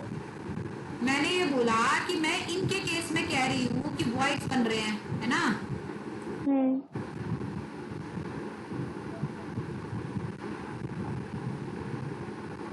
मैं इनके केस में कह रही हूँ वॉइड बन रहे हैं और इस वॉइड के अंदर एल्कली मेटल बैठ रहे हैं। जब एल्कली मेटल का साइज बढ़ेगा होगा तो सॉल्युबिलिटी बढ़ जाएगी, यही मैं कह रही हूँ, है ना। सॉल्युबिलिटी बढ़ रही है, बट ये वॉइड जो बन रहे हैं इनमें जब एल्कलाइन अर्थ मेटल बैठेंगे तो ये चीज क्यों नहीं हो रही? क्यों इनकी सॉल्युबिलिटी क्यों नहीं बढ़ रही? इनका भी तो साइज बढ़ता जा रहा है।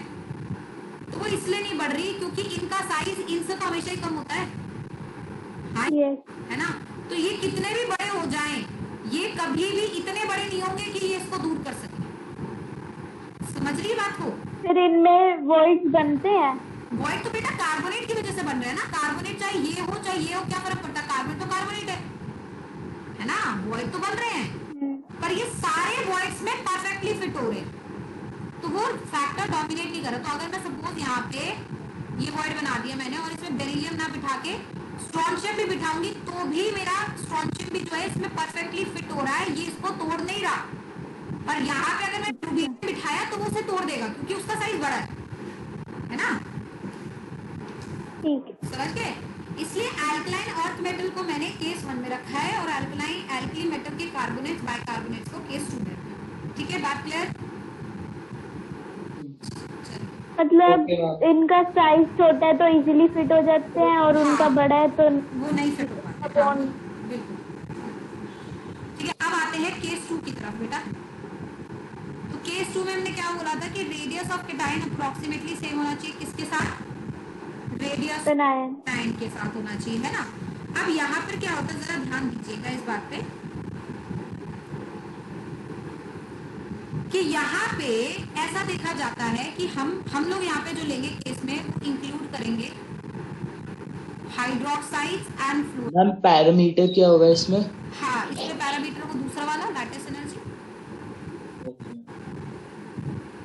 पैरामीटर है इसका, लैटिस एनर्जी।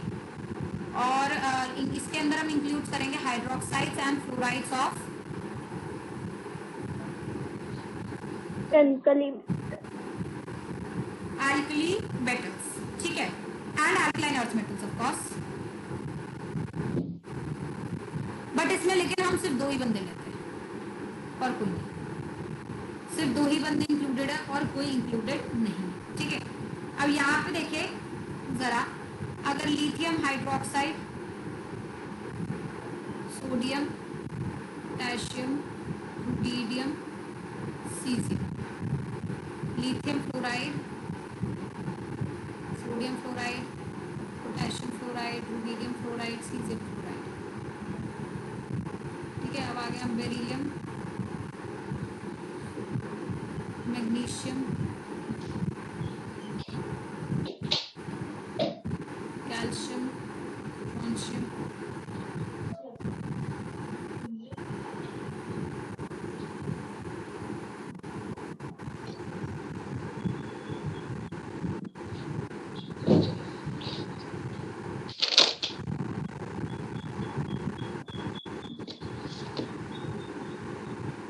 राइट। तो इन सब के लिए अगर हम लोग कुछ ध्यान रखते हैं वो ये है कि हमें इनमें लैटिस एनर्जी देखनी है, ठीक है। अब मैंने क्या बताया था आप लोगों को कि लैटिस एनर्जी जो है अगर बढ़ेगी तो सॉल्युबिलिटी क्या हो जाएगी बेटा? डिक्रीज, कम हो जाएगी। क्यों? क्योंकि lattice energy as a investment के तौर पे हमारा यूज होता है ना। तो अगर आप इन सब में जाएंगे डाउन द ग्रुप, आप देख रहे हैं साइज बढ़ रहा है। अगर साइज बढ़ेगा तो लैटिस एनर्जी कम होगी, लैटिस एनर्जी कम होगी तो सॉल्युबिलिटी क्या होनी चाहिए बेटा? बढ़नी चाहिए।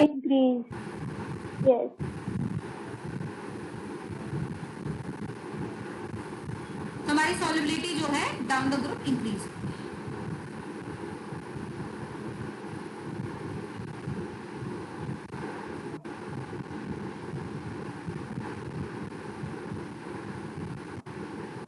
ठीक है, बात क्लियर हुई। लेकिन ये जैसे देखते हैं, जैसा देखा जाता है इनको, ये वैसा नहीं होता। इसमें एक छोटी सी एक्सेप्शन एग्जिस्ट करती है, वो होती है ये बेरिलियम फ्लोराइड।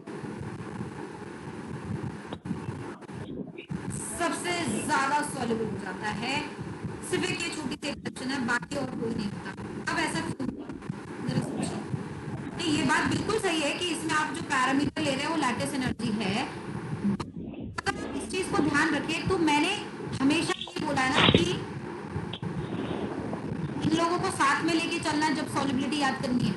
जब सॉल्युबिलिटी की बात करते हैं तो दोनों फैक्टर्स को साथ में लेके चलते हैं ना। ऐसा तो मैंने नहीं बोला कभी भी कि भाई हाइड्रेशन अगर बहुत ज्यादा है तो हमेशा सॉल्युबल हो। हाइड्रेशन अगर बहुत ज्यादा है पर वो लैक्टिस से भी ज्यादा है तभी सॉल्युबिलिटी होगी, है ना। लैक्टिस अगर बहुत कम है लेकिन अगर हाइड्रेशन उससे भी कम हो गया तो, है ना, मतलब लेकर तो दोनों को साथ में ही चलना होता है। लेकिन हम इंडिविजुअली यहाँ पर इसलिए देख रहे हैं क्योंकि हमें याद करनी है चीजें। तुम समझ रहे हो, मुझे याद करनी है चीजें, तो मैं एक इनमें डोमिनेंट फैक्टर कौन सा होता है वो पकड़ रही हूँ और उनको ध्यान रख रही हूँ।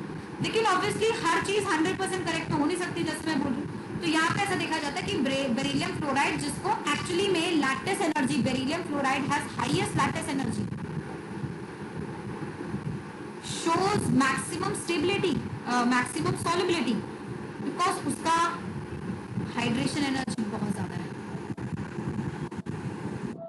Highest hydration energy. क्यों सबसे ज्यादा? आप देख पा रहे हैं एनायनिक ब्रिज बहुत छोटा और कैटायन भी बहुत छोटा। भाई alkaline earth metal alkali metal से छोटे हैं, और एल्कलाइन अर्थ मेटल में सबसे छोटा कौन है? बेरिलियम। समझ गए मेरी बात, मैंने क्या बोला? Yes, ma'am. है ना। और हेलो वापस से एक मिनट वापस से रिपीट सुनाई नहीं दिया। क्या बोल रहे थे? Please repeat. Ma'am, the parameter over here is lattice energy. Then why do we compare it using hydration energy? Yes, parameter is lattice energy. That does not mean I'm ignoring hydration energy. Lattice energy is the dominant parameter. ठीक है, but देखो मैं parameter discuss कर रही हूँ तो मैं dominant parameter बता रही हूँ। इसका मतलब नहीं कि अदर पैरामीटर है ही नहीं, डोमिनेंट वो है, लेकिन कई कई जगह एक्सेप्शंस हो जाते हैं ना। तो डोमिनेंट हमेशा जो बच्चा क्लास में टॉप कर रहा होता है हर क्लास में थोड़ी टॉप कर सकता है। डोमिनेंट वो रोल प्ले कर रहा है, वो हर क्लास में मैक्सिमम क्लासेस में टॉप कर रहा है। तो मैक्सिमम जगह लैटिस एनर्जी यूज हो रहा है, but there is some exception, क्योंकि बेरिलियम फ्लोराइड का हाइड्रेशन एनर्जी कि कुछ भी कर लो, चाहे उसका लैटिस कितना भी ज्यादा, उसका हाइड्रेशन हमेशा ऊपर ही रहता है लैटिस से, इसलिए वो सबसे ज्यादा सॉल्युबल है। तो ये छोटे जो एक्सेप्शंस है, ये एग्जामिनर का एकदम आंखें लगा के बैठा है एग्जामिनर इसी चीजों पे, यही सब सवाल पूछने वाला है। तो की पॉइंट्स है, काफी इंपॉर्टेंट है, ध्यान रखिए। Yes, ma'am. राइट, चलिए अब जरा थोड़ा सा मैं डिस्कस करूंगी। आप लोगों ने देखा कि मैंने फ्लोराइड्स को डिस्कस करा यहाँ पे, है ना। मैंने आयोडाइड्स भी लिखवाया था केस 1 में, लेकिन पर्टिकुलरली आयोडाइड्स को और फ्लोराइड्स मतलब और बाकी क्लोराइड्स को, ब्रोमाइड को एज सच हमने डिटेल में डिस्कस नहीं किया, है ना। तो जरा उसको भी डिस्कस कर लेते हैं। यहाँ तक बात सबको समझ आ गई? शैल आई रिमूव दिस? ये बेरिलियम फ्लोराइड की, इसकी लैटिस एनर्जी ज्यादा है तो सॉल्युबिलिटी डिक्रीज होनी चाहिए। हाँ, लैटिस ज्यादा है डार्लिंग, लेकिन हाइड्रेशन एनर्जी उससे भी ज्यादा होगी ना। तो हमें कैसे पता है इसकी तुझे हाइड्रेशन तो मैंने बताया, एनर्जी? तुझे वैसे ही पता चलेगा, और तेरे को कैसे नहीं पता चलेगा? मुझे भी किसी ने बताया, मुझे पता चल गया, है ना। जैसे तुम्हें तभी पता चलेगा जब कोई बताएगा, इसलिए अदरवाइज नहीं पता चलेगा। तो इसलिए टेंशन मत लो, हमें कैसे पता चलेगा? जो एक्सेप्शंस होंगे वो मैं बता दूंगी, जो मैंने बता दिया तो तुम्हें पता चल गया, बस खत्म, है ना। चलिए, यहाँ तक बात क्लियर हो गई, इसको हटा दिया जाए। Yes Yes, ma'am. अब जरा थोड़ा सा इनके ऊपर बात करते हैं। देखो मैं पहले बता रही हूँ, अब जो मैं डिस्कस करने वाली हूँ वो है solubility of halides of alkali metals and alkaline earth metals. इनका बहुत रेगुलर ट्रेंड नहीं है, does not show regular trend. Show much regular trend. क्यों? जैसे आपने फ्लोराइड्स में देखा कि एल्कली मेटल के फ्लोराइड्स रेगुलर ट्रेंड दे रहे हैं, लेकिन एल्कलाइन अर्थ मेटल में बेरिलियम फ्लोराइड उठकर आगे नहीं आ गया, है ना। आयोडाइड्स में भी ऐसा होता है, क्लोराइड्स में भी ऐसा होता है, ब्रोमाइड्स में भी ऐसा होता है, बट इनके रेगुलर ट्रेंड नहीं होते। बट ये वाला टॉपिक को मैं साफ बात बताऊं, आज तक तो एग्जाम में कभी नहीं पूछा गया है, लेकिन ये एनसीईआरटी में जो है गिवन है, और एनसीईआरटी में as a form of a table given है, ठीक है, तो कभी भी पूछ सकते हैं।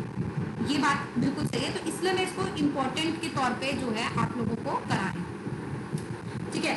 अब हालांकि अगर मैं आयोडाइड्स की बात करूं, तो आयोडाइड्स में आयोडीन का साइज क्योंकि सबसे बड़ा होता है, तो रेडियस ऑफ कैटायन जो होता है वो छोटा होगा, किससे? रेडियस ऑफ एनायन से। मतलब they should fit case 1 properly, right? Yes. But again बहुत अच्छा इनका सारी चीजें नहीं होती, कैसे मैं समझाती हूँ। अब अगर मैं बात करती हूँ lithium iodide, sodium iodide, potassium iodide, rubidium iodide, caesium iodide, अगर केस 1 का पैरामीटर बेटा मैं लूं अपने सामने, तो मैं क्या बोलूंगी केस 1 में? अच्छा, एक चीज और मैं यहाँ पे डिस्कस करूं कि हम लोग मोर फोकस रहेंगे यहाँ एल्कली मेटल्स के, एल्कलाइन अर्थ मेटल्स पे हम ज्यादा फोकस नहीं करेंगे। कुछ कुछ चीजें एल्कलाइन अर्थ मेटल्स की डिस्कस करेंगे, नॉट ऑल, क्योंकि बाकी सबका जो सॉलिबिलिटी है उसका जो डेटा है वो इनकम्प्लीट है अभी तक।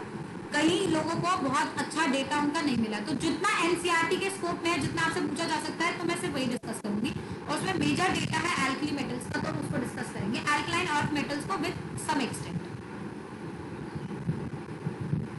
चलिए अब आते हैं यहाँ पे। तो वैसे अगर ये केस 1 का पार्ट है, तो यहाँ पे हमें देखना क्या चाहिए बेटा? Lattice energy, sorry hydration energy, hydration energy. तो हाइड्रेशन एनर्जी अगर आप नीचे जा रहे हैं तो साइज आपका बढ़ता जा रहा है, साइज आपका बढ़ रहा है, तो हाइड्रेशन एनर्जी आपकी घट रही है, हाइड्रेशन एनर्जी घट रही है, सॉलिबिलिटी क्या हो रही है? कम हो रही है, right? But then this thing comes here. Actual order क्या होता है इसका?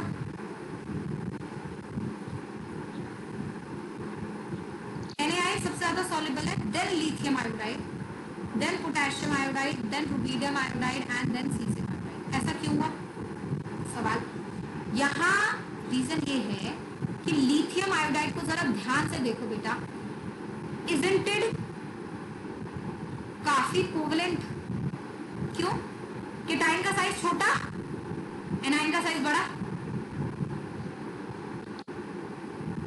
बोलो आया ना?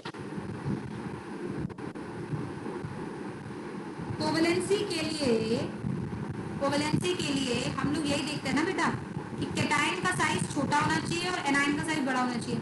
केटाइन का साइज अगर छोटा होगा और एनाइन का साइज बड़ा होगा तो कोवलेंसी बढ़ जाएगी, और अगर कोवलेंट कैरेक्टर आ गया मॉलिक्यूल के अंदर, तो अब आपको ये जानकारी है कि आयनिक कंपाउंड सिर्फ पानी में सॉल्युबल होते हैं, कोवलेंट कंपाउंड से सॉल्युबिलिटी घट जाती है। Ionic compounds are soluble in water while covalent compounds are very less soluble, yes. less soluble in water होते हैं ना। अब यहाँ जो चीज उठकर आई है वो है कोवलेंसी, और क्योंकि लिथियम आयोडाइड में हाई लेवल ऑफ पोलराइजेशन है, क्योंकि एनाइन का साइज काफी बड़ा है और कैटाइन का साइज छोटा है, पोलराइजेशन की वजह से ये कोवलेंट बन जाता है, और कोवलेंसी की वजह से इसकी जो वो है मतलब सॉल्युबिलिटी है, सॉल्युबिलिटी लिथियम आयोडाइड से थोड़ी सी कम हो जाती है, राइट? तो ऐसा एनर्जी नहीं देख रही, हाइड्रेशन एनर्जी भी देख रही हो, अगर नहीं देखती तो उसको उठा के लास्ट में ना रख देती। हाइड्रेशन एनर्जी के साथ साथ चल रही है, बट बीच में पोलराइजेशन भी आ गया है, तो इसलिए ये सेकंड नंबर पर उठकर आ जाता है, और ये आपको ध्यान रखना पड़ेगा। बात आई क्लियर? यस। चलिए, तो ये हुआ आपका आयोडाइड्स की बात। लेकिन यही चीज अगर हम अल्कलाइन अर्थ मेटल पे देखते हैं,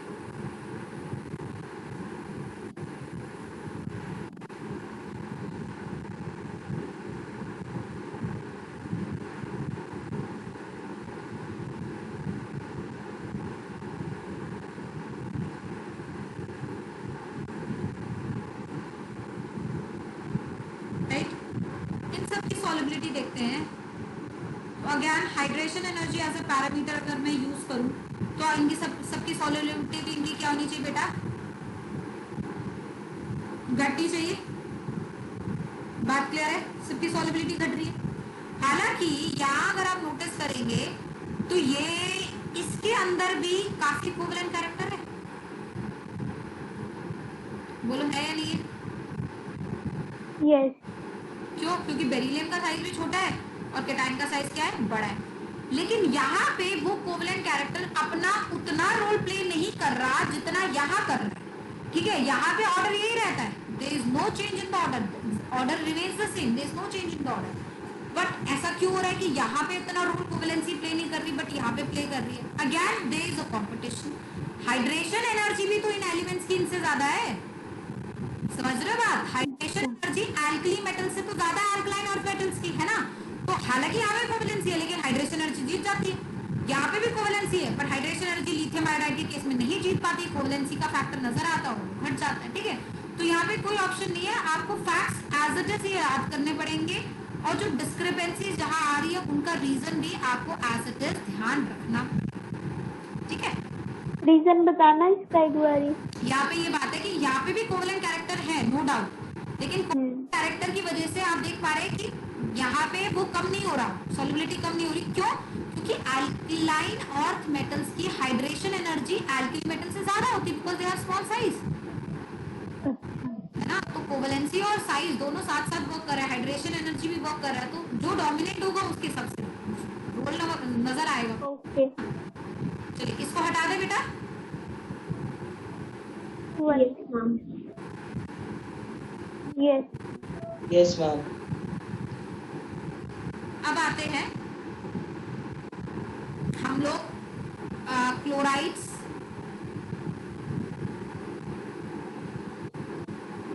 क्लोराइड्स की तरफ।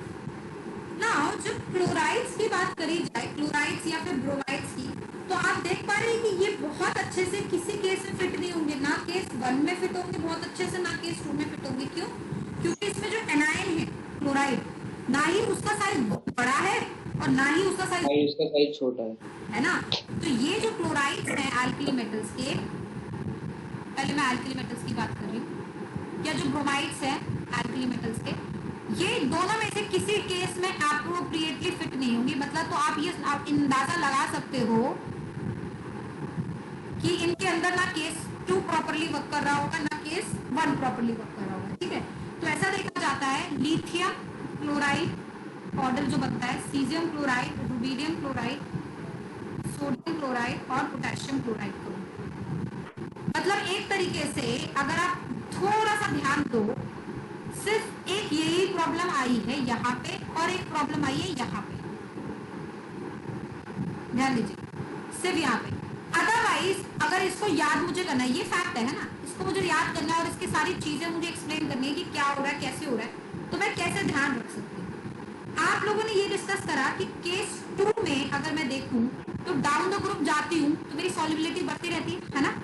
तो केस 2 के बेसिस पे मेरा ऑर्डर क्या होना चाहिए? मैं इसमें केस 2 प्रोमिनेंटली क्यों ले रही हूँ बताओ? फ्लोरीन, क्लोरीन, ब्रोमीन, आयोडीन, यही होते हैं। क्लोरीन यहाँ पर है, is it closer to fluorine और is it closer to iodine? Of course fluorine.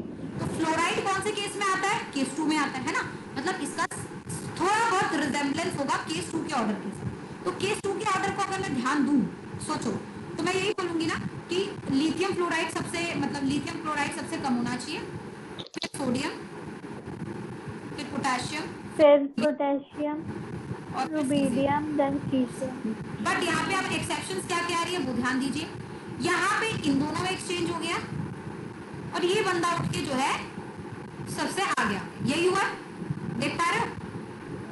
आपका पोटेशियम क्लोराइड और सोडियम क्लोराइड में एक्सचेंज हो गया है, रुबिडियम अपनी जगह है, सीजियम अपनी जगह है और सबसे आगे उठकर कौन आ गया है?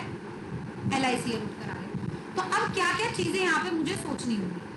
हालांकि जब मैं केस 2 की बात करती हूँ, I look at lattice energy as the parameter, isn't it? I look at lattice energy. But lithium chloride में हाइड्रेशन एनर्जी क्या होगी? डोमिनेंट रोल प्ले करेगी बिकॉज लिथियम का साइज क्या है बेटा? छोटा। तो हाइड्रेशन एनर्जी की डोमिनेंस होने की वजह से लिथियम क्लोराइड जो है सबसे ज्यादा आगे उठकर आ गया, ठीक है। और इन दोनों में क्या चक्कर पड़ा है, इन दोनों में क्या चक्कर पड़ा है, इन दोनों में भी आप जो देखेंगे थोड़ा बहुत जो चक्कर है वो किसी का। मैम लिथियम, मैम हाँ जी, हाँ जी, मैम लिथियम क्लोराइड की तो हाइड्रेशन एनर्जी भी हाईएस्ट होती है और लैटिस एनर्जी भी। हाँ तो बेटा फिर वही बात नहीं आ गई वापस से कि डोमिनेट कौन कर रहा है, हाइड्रेशन एनर्जी डोमिनेट कर रही है, तभी तो वो उठ के आगे आ रहा है ओके है ना भाई। एक बार पर्सपेक्टिव के हिसाब से नहीं चल सकते, तुम भूल जाते, तुम केमिस्ट्री पढ़ रहे हो, मैथ्स कितनी आसान है बताओ, सबको मैथ्स और बायो आसान नहीं लगती, एक ही चीज होती है और चलती रहती है। नहीं मैम, नहीं, नो। मुझे लगा ऐसे केमिस्ट्री मैथ्स में तो है फॉर्मूला बता दो कैसे करना, बस दिमाग लगाते रहो आराम से, सारे इंटीग्रेशन के फॉर्मूले, वो जो ट्रिगो की वो आइडेंटिटी है वो 50-60 दो चार इंटीग्रेशन के फॉर्मूले है, बस वो याद रखो और सारे आगे कुछ नहीं समझ आएगा, कुछ तो कर ही देंगे यार सोच रहे क्या है, सोच रहे हो कैसे सब्जेक्ट है ये ना, मतलब मैं ये नहीं कह रही स्टार्ट हेटिंग केमिस्ट्री ना, but I am trying to say कि केमिस्ट्री बहुत सीरियसली लेने वाला सब्जेक्ट है, मजाक का सब्जेक्ट नहीं है, लोगों को लगता है मजाक है, लेकिन तुम्हें पता है ब्यूटी केमिस्ट्री की ब्यूटी क्या है, ये मैंने भी एक्सेप्शन। नहीं दैट्स नॉट द ब्यूटी, इसकी ब्यूटी पता है क्या है, ये बहुत टेढ़ा सब्जेक्ट है, इट्स वेरी टेढ़ा, काफी स्कोरिंग है।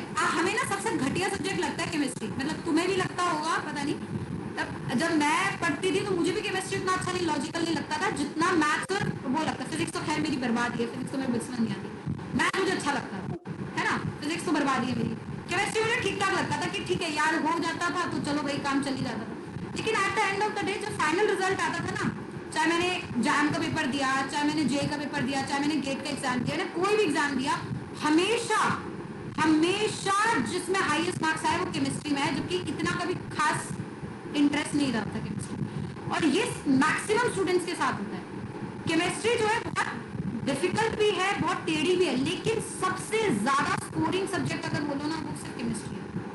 और जो केमिस्ट्री, क्योंकि अगर आप सपोज जेई के पेरेंट है ना, एक लॉजिक दे दूंगी मैं आपको, सबका डिफरेंट पर्सपेक्टिव होता है, आपके पास ये 3 सब्जेक्ट्स होते हैं ना बेटा, अगर आप जेई के खास तौर पे, तो ये याद रखना बेटा, एडवांस लेवल पे जो फिजिक्स और मैथ्स आती है ना, ये तो भयंकर आती है, मतलब ऐसा नहीं कि मैं सबका पर्सपेक्टिव अलग हो सकता है, लेकिन मैक्सिमम लोगों का वो बताएंगे, मैथ्स और फिजिक्स काफी खतरनाक आती है, और सबसे ज्यादा खतरनाक तो ये आती है, ये बंदा जो है ना, ये सबसे खतरनाक होता है मैथ्स। तो आपको 2 सब्जेक्ट तो अपने पास रखने ही होते हैं जो आपको सबसे ज्यादा मतलब सही करा दे, वो हमेशा at the end of the day 95% cases में ना वो केमिस्ट्री होता है जो बच्चों का नैया पार लगा देता है, क्योंकि केमिस्ट्री में जो एक्सेप्शंस होते हैं वो एग्जामिनर कम पूछता है, और जो चीज डिफिकल्ट है ना, जो चीज का रीजन नहीं है, जो चीज अभी तक डिस्कवर नहीं है, वो एग्जामिनर को भी नहीं आती, तो तुमसे क्या पूछेगा, है बात नहीं है।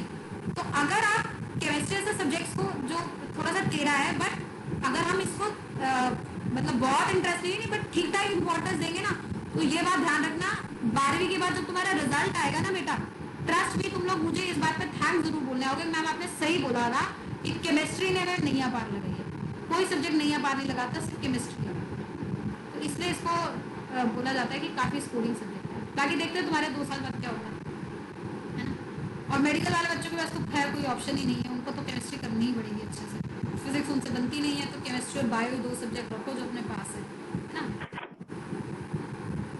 चलिए अब हम आते हैं यहाँ पे, हाँ तो देवांश तेरा डाउट क्लियर हो गया, तेरे को बात समझ आ गई?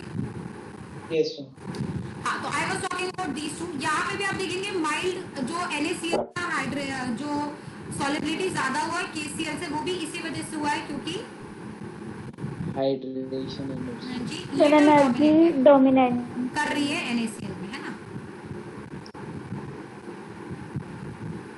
ठीक है, अभी हो गया क्लोराइड्स ऑफ एल्कली मेटल्स, लेकिन ये एल्कलाइन अर्थ मेटल बहुत अच्छे हैं, वो बहुत सीधे सीधे चलते हैं। एल्कलाइन अर्थ मेटल्स की अगर मैं मैं बता दूं, चलो एल्कलाइन अर्थ मेटल्स क्लोराइड्स की अगर मैं बात करूं, बड़े सीधे चलते हैं, पता है क्या होता है, जो आप सोच रहे हो वही होता है, मतलब थोड़ा सा अलग बट वैसे।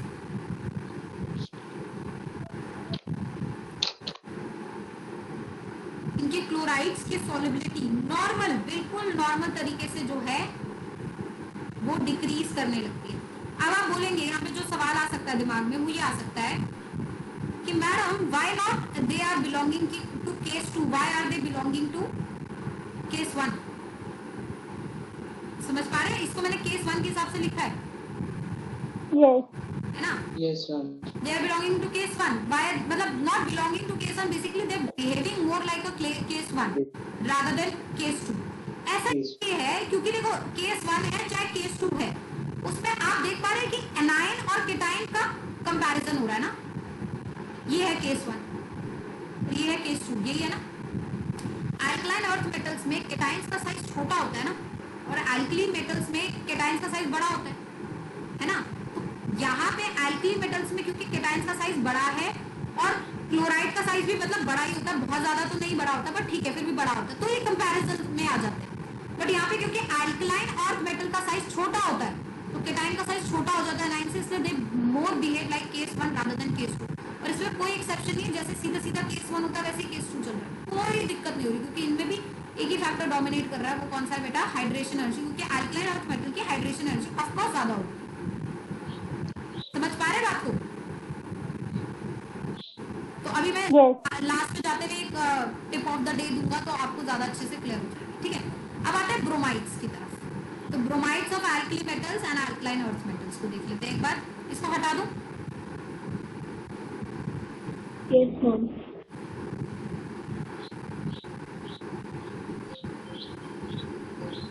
ब्रोमाइड्स ऑफ अल्कली मेटल्स पे चलते हैं. जब ब्रोमाइड्स ऑफ अल्कली मेटल्स की बात करते हैं तो यहाँ पे ऐसा देखा जाता है, जो ऑर्डर आता है हमारा समवॉट लाइक दिस.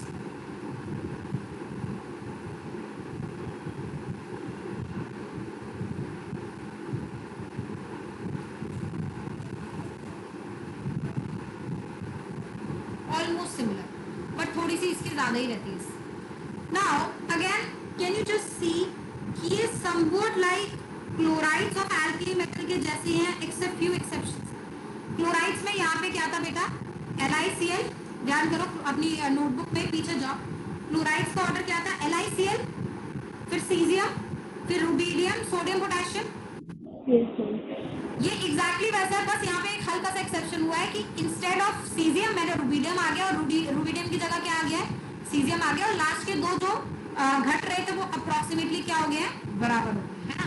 बस यहाँ पे रुबीडियम और सीजियम में ही जो है थोड़ा सा गड़बड़ जो है आता है, बाकी इनका एज इट इज ही रहता है. ठीक है, अगेन बहुत सारी चीजें रोल प्ले कर रही है, कोवेलेंसी भी रोल प्ले कर रही है, हाइड्रेशन एनर्जी भी रोल प्ले कर रही है, और एकदम खिचड़ी बनी हुई है, तो कोई तरीका नहीं है. एक्सेप्शंस जो है इनको एज इट इज बस आप थोड़ा ध्यान रख लो किसी के तरीके से रिलेट करके तो चल जाए. लेकिन यहाँ से क्वेश्चन आने की प्रोबेबिलिटी बहुत कम है, तो बहुत ज़्यादा टेंशन होते हैं ना, पर कराना हमारा फर्ज है. कि एक बार मैं मैडम ये तो आपने कराया नहीं, उससे करा दिया हमने. ठीक है, बट बहुत ज़्यादा टेंशन लेने की जरूरत नहीं है, इतना ज़्यादा कोई कुछ नहीं. बट वहीं पे अगर bromides of alkaline earth metal बोली जाए, ये फिर से बड़े सीधे सीधे से हैं, बड़े आराम से चलते हैं, बिल्कुल आराम से डिक्रीज होता है, इनमें कोई दिक्कत नहीं है.